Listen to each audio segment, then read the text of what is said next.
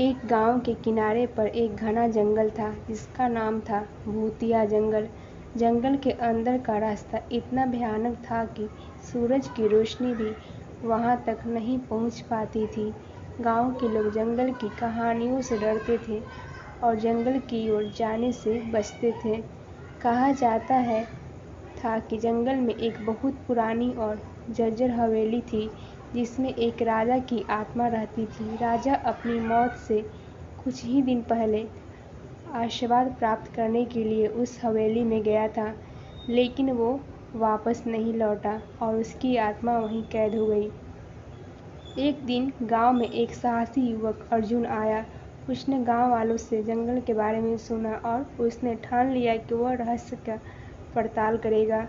अर्जुन ने अपने कुछ साहसी दोस्तों को इकट्ठा किया और उन सभी ने मिलकर जंगल में प्रवेश किया।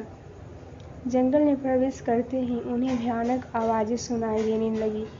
पेड़ों के पत्ते सरसराने लगे और ठंडी हवाएं उनके कानों में फुसफुसाने लगी। अर्जुन और उसके दोस्तों ने हिम्मत जुटाई और आगे बढ़ते रहे। रात होते होते वे हवेली तक पहुंच गए।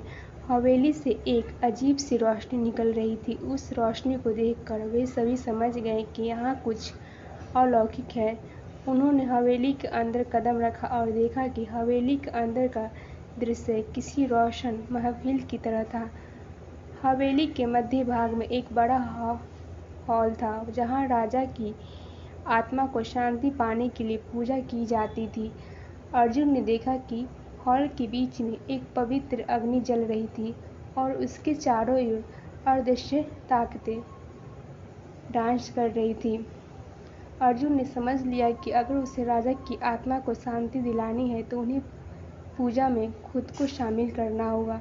उसने और उसके दोस्तों ने जंगल के प्राकृतिक संसाधनों का उपयोग कर पूरी निष्ठा के साथ पूजा की। पूजा पूरी होने पर राजा की आत्मा प्रकट हुई और उसने अर्जुन और उसके दोस्तों को आशीर्वाद दिया। राजा की आत्मा मुक्त हुई और जैसे ही वो ऊपर आकाश की ओर बढ़ी, पूरे जंगल में एक अजीब सी शांति छा गई। गांव वाले जब ये दृश्य देखने के लिए जंगल की ओर दौड़े तो वह हैरान रह गए। उन्होंने देखा कि जंगल का अंधेरा नर्म हो गया था और पत्तियों की सरसराहट मानो किसी सुखद संगीत में बदल गई थी।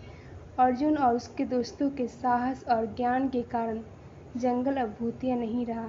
लोगों ने उन्हें अपना हीरो माना और भूतिया जंगल अब एक पवित्र जंगल के रूप में जाना जाने लगा।